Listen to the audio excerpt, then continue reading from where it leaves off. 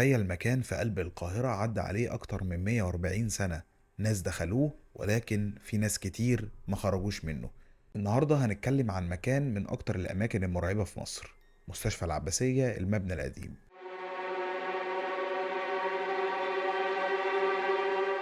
في الفيديو ده هنتكلم عن اللي شافوه الدكاترة والممرضين والموظفين اللي كانوا شغالين في المستشفى. في سنة 1883 في عهد الخديوي توفيق اتبنت مستشفى العباسية وسموها ساعتها مستشفى المجاذيب. في الوقت ده المفهوم عن المرض النفسي في مصر وفي العالم كله تقريبا كان مختلف شوية، يعني المريض النفسي بالنسبة لهم كان مجنون وخطر ولازم يتعزل عن المجتمع. فبالتالي قرروا ان المستشفى تبقى بعيد شوية عن الناس، وكان المكان ده اللي المفروض ان هو فاضي العباسية. أساليب العلاج في الزمن ده كانت مختلفة تماما عن أساليب العلاج الحالية. كانت أقصى شويتين، يعني كانوا بيحطوهم في غرف منعزلة وكانوا بيربطوهم بالسلاسل ويعملوا لهم جلسات كهرباء، وكان بيبقى فيه غرف ضلمة تماما وكانوا بيحبسوا فيها المرضى. وغير كده كان في مرضى بيمنعوهم من إنهم يتكلموا، وفي أوضة كانت كلها مرايات وفيها كرسي واحد بيقعدوا المريض على الكرسي ده ويسيبوه لوحده تماما في وسط المرايات دي كلها. في بدايات القرن العشرين ابتدت تظهر مشاكل في المستشفى، زي الزحمة الرهيبة اللي كانت في المستشفى بسبب زيادة الحالات، ده غير الإهمال الطبي اللي بسبب نقص عدد الأطباء. وبسبب المشاكل اللي أنا قلتها دي حصل وفيات كتيرة جدا في المستشفى، وكانوا بيدفنوا في مقابر قريبة من المستشفى بدون تقرير وبدون أي أوراق تثبت إن هم ماتوا بطريقة عادية. وفي سنة 1912 اتعمل أول تقرير صحفي عن اللي بيحصل في المستشفى، ولكن التقرير ده ما طلعش للناس ولا حد عرف عنه اي حاجه. ومن سنه 1930 لحد ما المبنى اتقفل سنه 1959 الدكاتره والممرضين والمرضى كانوا بيشوفوا حاجات غريبه جدا بتحصل في المستشفى، زي اصوات صريخ كانت بتحصل بالليل وناس بتنده لهم، وخطوات كانوا بيسمعوا اصواتها في الممرات وبدون اي تفسير.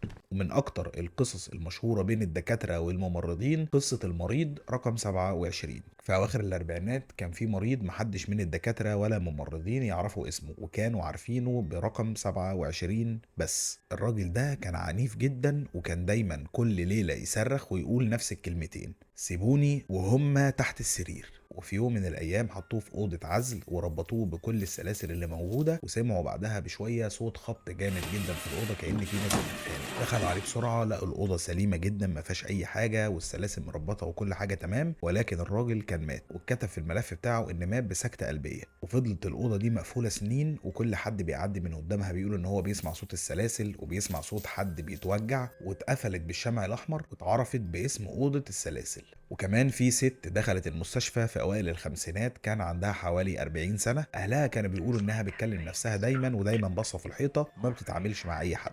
ولما دخلت المستشفى كانت برضه بتعمل نفس الكلام، رافضه الاكل، واقفه دايما باصه في الحيطه وما بتتكلمش مع حد، بس دايما كانت بتكلم نفسها وهي باصه على الحيطه وبتقول ان في حد جوه الحيطه. وبعد شهور دخلوا عليها الاوضه في يوم من الايام لقوها ميته بدون اي تفسير. الغريب بقى ان الاوضه بتاعتها بقت ملعونه، يعني اي مريض تاني بيخش الاوضه دي كان بيبعد عن الحيطان، وفي مرضى تانيين كانوا كل ما يخشوا الاوضه دي يفضلوا يعيطوا ويتصرفوا بعدائيه غريبه، وفي اللي كانوا بيقولوا ان في انفاس طالعه من الحيطه.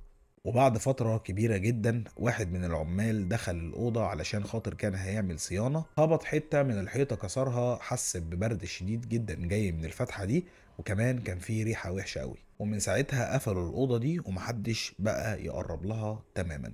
في أوضة تانية اللي قلتلكوا عليها في أول القصة اللي هي أوضة المرايات. الأوضة دي معمولة علشان خاطر تعالج أي حد عنده انفصام أو هلاوس أو فقدان هوية، يعني بيحطوه قدام المرايات علشان يواجه نفسه. بس اللي كان بيحصل مش علاج ولا حاجة، المرضى كانوا بينهاروا بعدها بدقايق، وفي اللي كانوا بيقولوا إن في حاجات بيشوفوها غيرهم، وكمان كان في مرضى بيقولوا إن هم بيتحركوا وبعدها بحبة الخيال بتاعهم بيتحرك، وفي مرضى كمان كانوا بيقولوا إن ملامحهم كانت بتتغير في المراية. ولكن كل ده كان بيتفسر تحت إن هم مرضى في الأول وفي الآخر، فمحدش كان بياخد بكلامهم. وفي سنة 1952 كان في مريض شاب قاعد جوه أوضة المرايات، مسك الكرسي وكسر كل المرايات اللي في الأوضة، وقال ساعتها إن هو خرج خلاص وإنه مش هيقعد لوحده. بعدها بساعات الشاب ده اتوفى بنزيف داخلي بدون تفسير، والأوضة اتقفلت نهائيا. اللي دخلوا الأوضة من بعد ما اتقفلت قالوا إن هم كانوا بيشوفوا خيالات غير خيالاتهم، وكمان كان شكلهم بيبقى مشوه في المرايات، ده غير البرد الشديد اللي كان في الأوضة والصداع اللي كان بيجي لأي حد يخش الأوضة. والموظفين والدكاترة رفضوا إن هم يخشوا الأوضة تاني، والأوضة اتقفلت زي ما قلت.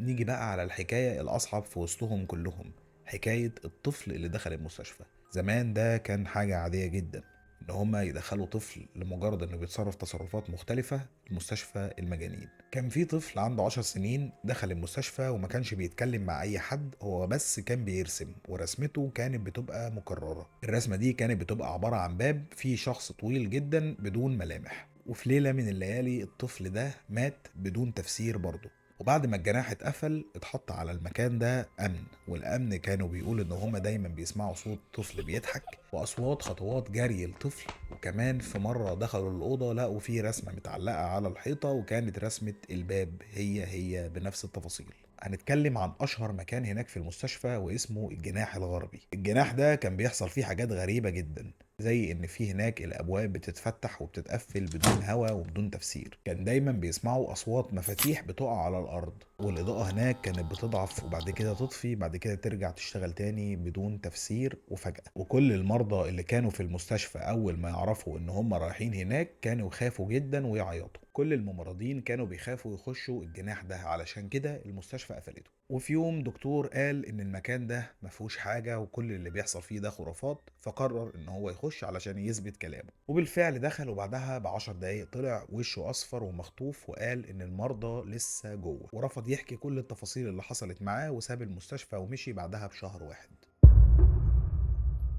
اكتر حاجه كانت بتحصل للمرضى والممرضين والدكاتره هناك انهم كانوا بيسمعوا اسمهم في الممرات، وكانوا بيسمعوا حد بينده عليهم بشكل مستمر. ده غير ان كان في حالات بتيجي تتعامل مع الممرضين والدكاتره، وبعديها الممرضين والدكاتره يكتشفوا ان هم ميتين من سنين كتير جدا. ومع تطور الطب النفسي الدوله قررت انها تحدث المستشفى وتبني مباني جديدة وتقفل المباني القديمة بالتدريج. وبالفعل سنة 1959 المبنى اتقفل تماما واتساب المبنى مهجور وفاضي، والمعدات والسراير وكل حاجة فيها زي ما هي مصدية. وأي حد كان بيدخل المبنى ده كان بيقول إن المكان ده فيه حاجة مش طبيعية. يلا، مع السلامة.